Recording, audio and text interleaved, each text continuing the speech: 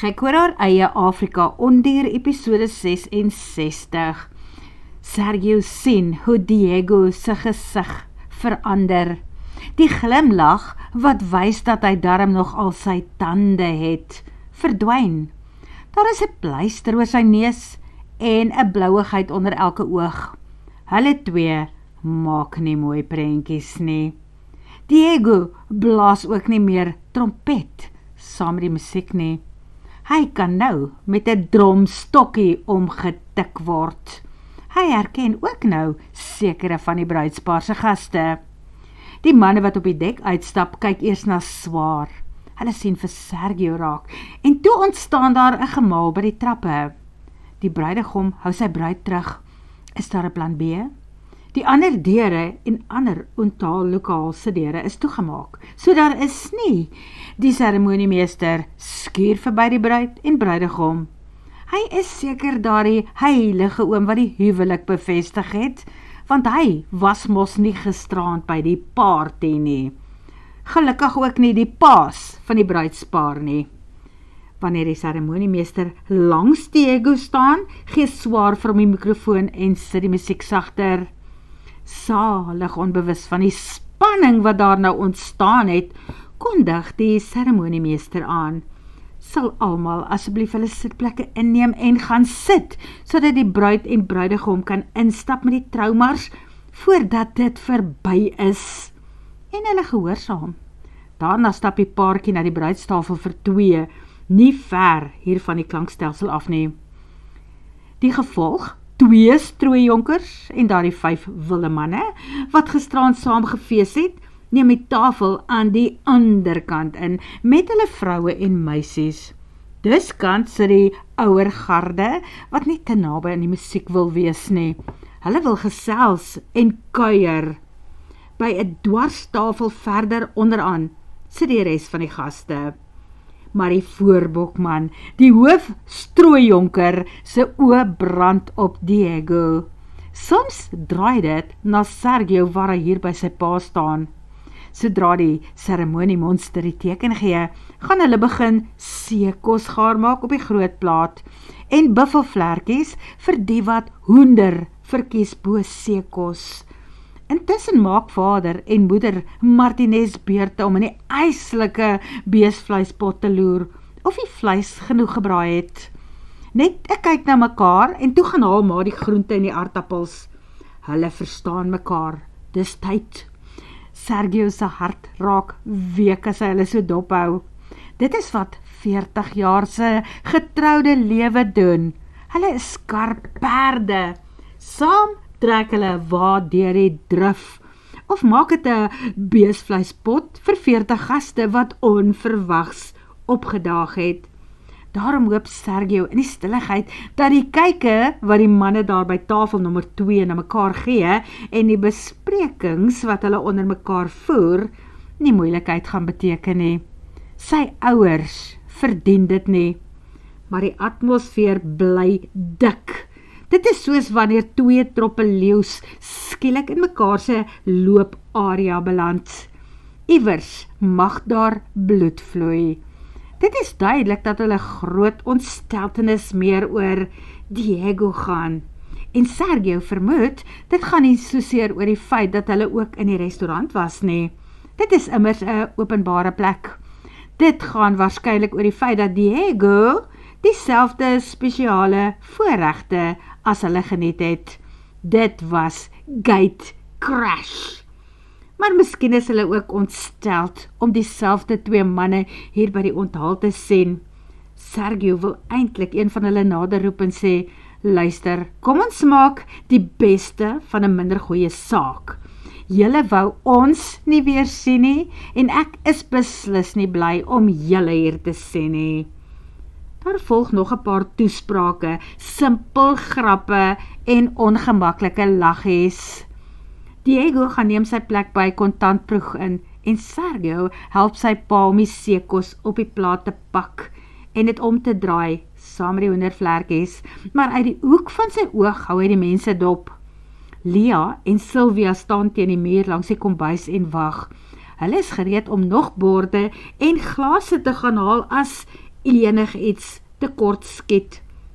Intussen is Sergio nogal bekommerd oor Lia. Sy woel te veel. As hy die seekos klaar help braai het, gaan hy vir haar sê om 'n paar minute te gaan lê, haar voete op te tel. Sylvia moet dalk dieselfde doen. Hy is mos nou hier. Hy sal 'n dubbelskof insit namens hulle as dit moet. Pa Martinez gee die teken vir die seremoniemeester. Hy kan die gaste maar nader roep om van die seekos en slaai te kom skep. Hulle gaan sit en eet, en Sergio gaan sit die warm plaat deur langs die huis neer. Tyd om sy praatjie met Lia in te kry. Maar met die terugkom sien hy hoe die manne nou daar by Diego by die kontant kroeg gaan saam koek het, en hy stap eers daarna toe om te gaan uitvind wat aan die gang is. Diego sweet, nat kolle slaan onder sy arms en op die hemp agter sy rug deur. Is alles onder beheer hier? Vra Sergio. Soort van, stotter Diego. Ons moet praat, beduie die hoofnar van die trousirkus, die strooijonker, die bruidegom se beste ou, waarskynlik ook sy partner in crime. Maar ons kan nie hier praat nie. Wel, ons kan nie net loop nie. Ons werk hier, keer Diego. Miskien het Sergio se pa die atmosfeer aangevoel of iets raak gesien. Van die volgende oomblik staan hy ook daar.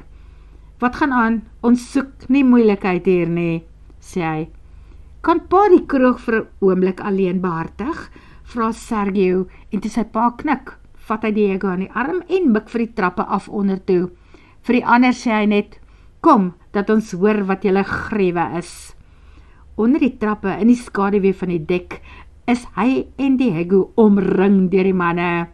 Daar is nou 9 van hulle al te saam en hy en Diego net 2. Die klomp herinner Sergio aan 'n klomp wilde honde, 'n trop wat gaan nader storm om repe vleis uit hulle prooidiere te probeer skeer. Diego is die prooi en hy sal hulle waarskynlik moet verdedig. Maar voordat hy begin skop en boks, sal hy eers probeer om die saak met die tong te beredder. Hy vra en sê, luister ouens, wat pla? Gaan dit oor gisteraand? Natuurlik gaan dit oor gisteraand. Die leier van die trop neem die woord. Wel, ons was op die verkeerde plek, verkeerde tyd, maar dit is 'n openbare restaurant en eetplek, en ons wou net die reën uitwag, voordat ons die pad terugval vat hiernatoe, verduidelik Sergio. En daarmee het ek nie 'n probleem nie. Julle was manne tussen ons manne. Maar iemand het nie betaal vir die gunsies wat hy ontvang het nie. So hy skuld vir ons geld. Een van die ouens haal 'n selfoon uit en nadat hy deur 'n paar settings gegaan het, vra hy, het julle selfone ook by julle? Ons het ja. Diego haal sy foon uit sy sak. Nommer, vra die ou, en nadat Sergio ook sy nommer gegee het, stuur hy vir hulle 'n WhatsApp aan. Ag nee, is al wat Sergio uitkry, terwyl Diego hier langsom 'n veel sterker woord uiter. Die video wys die 2 houe wat hy op Sergio geplant het, waarna homself weer oorgegee het aan die plesier wat 2 vreemde vroue hom verskaf. En toe kom die geselskap mos agter dat Diego nie deel van hulle groep is nie. Dit was nadat Sergio al daar uit is, en hulle voeter die man toe daar uit. Sergio sien nou vir die eerste keer dat die sny op Diego se neus en daar die bloedmond waarskynlik al gebeur het, voordat hy hom uit die bakkie getrek het. Want daar peper die manne hom, totdat hy broek op die knie uitstorm na sy bakkie toe. 'n Patetiese prentjie. Sergio kan amper vir hom jammer voel, as hy oordeel om nie verder in die steek gelaat het nie. Hoekom die Joos het Diego boonop gedink hy kan Sergio met die bakkie platry en met alles wegkom? In plaas daarvan om weer van vooraf kwaad te word vir sy swaar, voel hy onverwags vreeslik jammer vir die pateet. Ai, togie, En hy kan net raai dat daar 'n goeie rede is hoekom die manne nou met die beeldmateriaal vorendag kom. Hulle soek nie net 'n verskoning van Diego af nie, hulle wil waarskynlik geld hier uitmaak. Iets soos afpersing. Nou wat doen ons nou? Vra Sergio. Nou betaal hierdie man en hy bly glimlag, sodat ons funksie goed afloop. Betaal wat en waarmee? Ons het nie geld nie, ons werk net hier. Sergio sit sy foon terug in sy sak. Hy wens dat dit wat nou op sy foon is, in die lug wil verdwyn. Maar dit gaan nie gebeur nie. Hulle moes verwag dat so iets moontlik is. Dit was 'n vrygeselpartytjie met 'n selfoon in elke deelnemer se hand. Is so iets waarskynlik onvermydelik. Asseblief nee, dit was 'n fout, ek was dronk, begin Diego pleit. Ja, inderdaad was jy, en jy kan dit seker vir ons regmaak. Maar jy het vergeet om vir daardie klein gunsie wat jy ontvang het te betaal, en ek moes toe nou namens jou opdok, sê die ou. Ek hoor dat daardie pragtige donkerkop kelnerin daarbo jou vroukie is. Mense wonder wat sy van die aap en die video gaan dink. Sergio byt op sy tande. Daardie sogenaamde donkerkop kelnerinnertjie is sy kleinsus sê. Ons sal betaal, sê net hoeveel. Moet asseblief net nie die video vir my vrou wys nie, sê Diego weer. Nou begin jy met die regte kop te dink, die een waarin daar breins is. Die man noem 'n bedrag in meticals. Baie. Sergio glo dat dit sedert gisterand en nou, en nadat hulle bespreking daar by die tafel, heel wat rente verdien het. Nie dat hy weet wat so iets sou kos nie, maar as dit is wat die man sê dit kos, en as dit is wat hy wil hê, moet hulle hom seker maar glo en opdok. Doodreg, ek sal die geld vir julle bring, laat ek net my beursie gaan haal, sê Diego. Nee, nie so vinnig nie.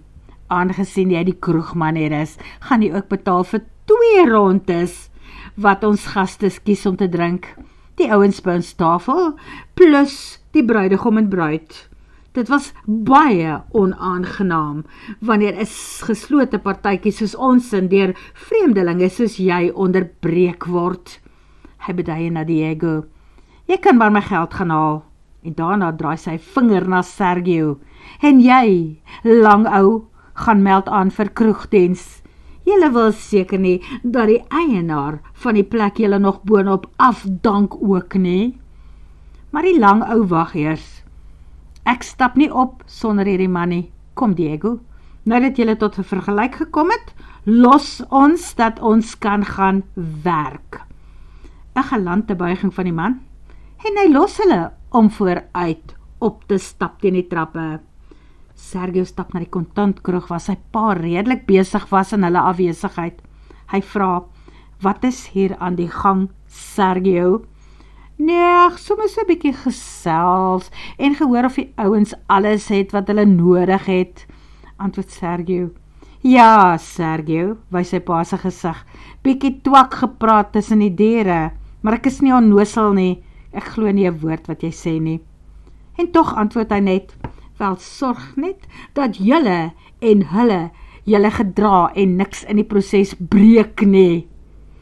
Op daardie oomblik kom Lia na hom toe aan, en Sergio glimlag vir haar, voordat hy vooroor buk en haar soen. Lus vir 'n koeldrankie, mooiste engelprinses? Ja, dankie. Toe sy na die groenes wys, skink hy vir homself ook 'n glas kreemsoda met baie ys. Sy glimlag en vryf met die vingers van haar een hand oor sy mond. Rowwe aand wat jy en Diego gehad het, en laat ek raai, toevallig beland die vyandelike groep net mooi hier by julle stukkie paradys op aarde vandag. Laat mens wonder, hoe kom hulle by die ander venue uitgesmyt is?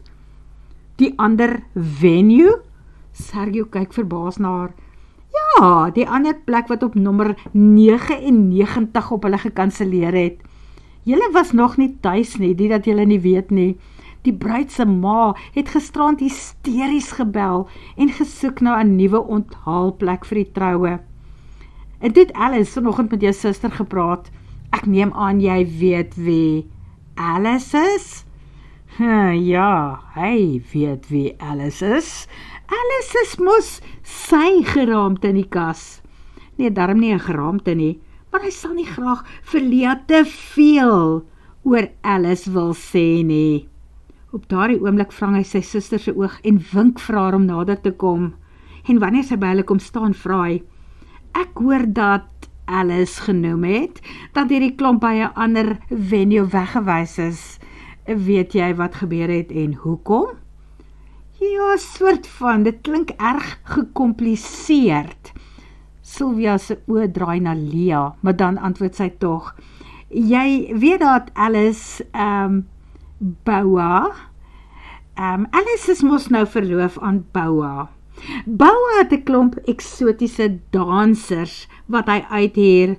Die klomp van gisterand het die dogter van die lodge waarby hulle die onthaal sou gehou het, aangesien vir een van Boua se aandmeisies. Maar sy is net die kelnerin daar. Hulle het ongeskik en rof geraak met haar en sy het huilend na haar pa en ma toe gehardloop by die lodge. Gelukkig sit Boua mos kameras en goed op voordat hy sy meisies by sulke plekke gaan aflaai. Juis om die manne wat die meisies teen hulle sin goed laat doen, in toom te hou of later op te skroef. So waar? En toe beland die klomp hier, manne uit die hel. Hoe die Joos het dit gebeur? En daar besef Sergio, die magnetiese advertensieplakker op Diego se bakkie, wat reg voor die kuierplek geparkeer gestaan het. Dit lees mos paradys, akkommodasie, onthale, funksies. Vir die eerste keer sedert sy ouers hierdie klein lodge gekoop en begin bedryf het, is dit vir Sergio minder lekker om hier uit te help. Die gaste maak hom ongemaklik, veral toe die voorste belhamel nou weer voor hom kom staan. Waar is jou vriend? Vra hy. Sy swaar, lig Sylvia hulle in. Sergio, hier is my boetie, en Diego is sy swaar en my man. Jawel, stuur die kerel sy hand na toe uit. Wel, aangename kennis, mooi vrou. Diego sal nou hier wees, antwoord Sergio, en haal 'n vatdoek uit om glase mee droog te maak. Hy vra, hoe is jy verbonde aan die troupaar? Vir 'n oomblik gleer die man agterdogtig na Sergio. Wat is hierdie nuwe skuif van die vyandige linie, om amper uit te reik na 'n soort vriendskap? Dan antwoord hy, die bruid is my suster en sy trou met my beste vriend. Wel, geniet julle dag verder. Ek en Lia moet gaan brode haal in die kombuis en uitdra na die buffet toe, sê Sylvia. Lia, jy moet dit rustig vat, maan Sergio.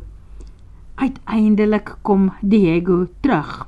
In sy hand hou hy 'n vuis vol geld, wat hy aan die ander hou oorhandig.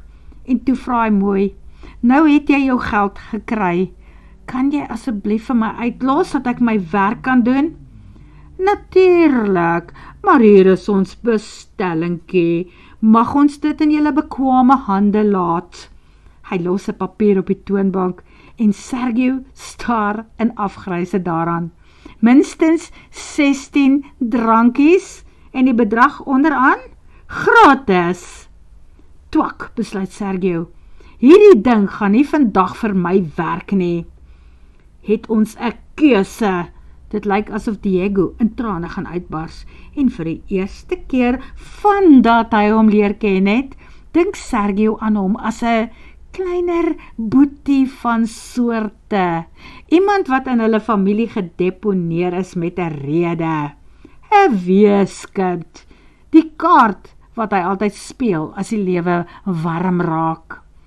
Maar dit is seker nogal sleg, besef Sergio, om nie iemand te gehad het wat partykeer vir hom kon beklei nie. Miskien moet hy net daardie een keer daardie rol speel. dit vir Diego doen, want hy is mos nou ook familie.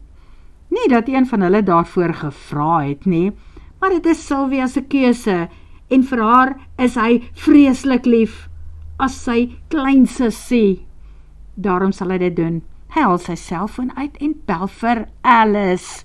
Sy klink vreeslik formeel, toe sy antwoord. Haar donker man staan seker eenkant en luister na die gesprek. Ek hoor, Boua se groep het gisterand by die Lobster gedans en daar was 'n bietjie moeilikheid. Het julle nog die beeldmateriaal van wat daar gebeur het? Ja, natuurlik, Boua hou altyd die materiaal vir 'n week of 2. Veral as die polisie dalk nodig gaan kry om daarna te kyk. Die manne het hulle daar soos varke gedra. Wel, sal jy vir my dit aanstuur na my foon toe, asseblief, Sylvia? Sergio, jy weet ek kan dit nie doen nie. Dit is Boua se besigheid. Wel, kan ek vir jou een ding sê? Die manne is nou hier by Paradys en die ding dreig om hande uit te ruk. Ek soek net iets om hulle so bietjie in toom te hou. Ek sal niks anders met die beeldmateriaal maak nie. Ja, Sergio, ek sal vir Boua vra. So hou jou foon by jou, maar ek beloof niks. Wel, probeer net asseblief jou bes, Alice. Hy glimlag en beduie vir Diego om aan te hou om die drankies te meng en by mekaar te sit. Die saak is dalk meer onder beheer as wat hy wil glo. Maar Diego staan nou daar, bleek en vasgevries op een plek. Sergio, is jy mal om te vra vir haar die beeldmateriaal? Wil jy dit vir Sylvia en jou ouers wys? Onthou, ek is ook daarop. Nee, Diego, ek wil net vir ons 2 geld spaar, want as daardie drol sy sin gaan kry, gaan hy nie 'n sent vir sy eie drank uithaal nie. Regtig, Sergio, en jy sal my help betaal as die ergste gebeur? Dit is wat broers vir mekaar doen, besluit Sergio. Hy is miskien nie Diego se broer nie, maar hy is Sylvia se ouboet. En dit sal dalk goed wees vir sy hele familie, as hy hierdie man so bietjie onder sy vlerk probeer neem. Shit, Sergio, dankie! Hy laat toe dat die blikskorrel sy arms om hom gooi, maar toe hy hom probeer soen, wys hy vir hom, ek pleister vir jou met nog een. Iets waarteen Diego self besluit, dalk nie 'n goeie ding gaan wees nie, want hy staan terug en sê, gelukkig het die bruid se ouers reeds vir die onthaal betaal. Sylvia sê sy was so dankbaar dat Paradys bereid was om in te tree. Hulle het blykbaar dadelik die geld uitgehaal. So hy en Sylvia het daarom al 'n bietjie gepraat. En nog 'n ordentlike bruid wat met 'n gomtor gaan staan en afhaak, besluit Sergio terwyl hy sy selfoon neersit om te help om daardie drankies te maak. Maar dit is daarom goeie nuus dat die gemors nie gaan deursyfer tot by sy ouers se kant van die besigheid nie, behalwe dat sy pa natuurlik altyd die drank aankoop en die verlies syne gaan wees ook, as Diego nie kan betaal nie. En toe begin Sergio se foon gesels. Hy raap dit op en sien dat die WhatsApps van Alice afkom. En daar is hulle almal, die klomp vroom kerkseuns, wat nou dink hulle sit met die hef in die hand, waar hulle slegter as sleg gedra het gisterand. Intussen gaan die seremoniemeester aan met toesprake hou en mense voorstel. Wanneer al die gaste sit, is dit mos duidelik watter ouens getroud is en wie met vriendinne daar is.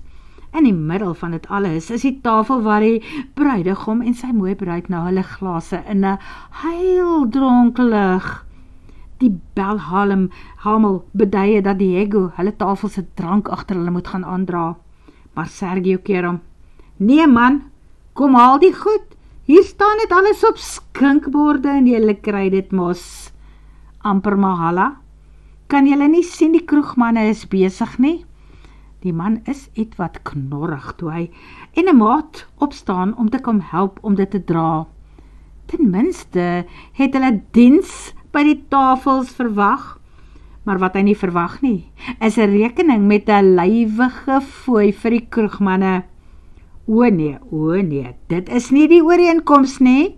Daar breek die hele twee nou net die kontrak. Die ou haal sy selfoon uit en kyk rond, dan vra hy hardop sodat almal kan hoor. Waar is mevrou Sylvia de Gama? Is sy dalk hier rond? Sy's in die kombuis? Moet ek haar gaan haal? Vra moeder Martinez. Diego bedui met die hande. Nee. Toe praat Sergio met die man. Voordat jy dit doen, het ek 'n hele paar stukkies beeldmateriaal op by daardie vertoning van gisteraand te voeg. Jy het gesê die bruid is jou suster, nê? En dit is haar splinternuwe bruidegom, wat dieselfde dienste van 'n ander dame van die nag ontvang het gisteraand. Kyk, hier is dit alles. Hy draai sy selfoon, sodat die man kan sien. O, en weet ons hier, is dit nie jy, wat hier met die kelnerin gaan staan en stories maak nie? Goeie genade, daar druk jy jou hand by die kind se rok in. As ek haar pa was, het ek julle groep uit Mosambiek laat deporteer. Die man wil die foon by hom gryp, maar Sergio trek terug. Nou wonder ek net, wie is die dame wat in die stoel daar langs joune sit? Jou meisie? Jou vroukie? Jou kindertjies se mamma? Waar het jy daardie video gekry? Vra die man. Ag wel, deesdae het almal se selfone mos goeie videokameras ook op. En kom ons stel dit so, manne wat in glashuise woon, behoort nie met klippe rond te gooi nie. Betaal net, jongman. My vingers juk om my foon aan die groot skerm televisie in daardie hoek vas te maak, en dan kan ons sommer vir almal hier rondwys, wat het alles gisterand gebeur. Uitkom 'n handvol metikas. O ja, hierdie is mos Diego se, sê Sergio en oorhandig het aan sy swaar. Baie dankie daarvoor. Dan veronderstel ek dat jy die rekening vir die drankies met jou kredietkaart of debitkaart gaan betaal. Word vervolg.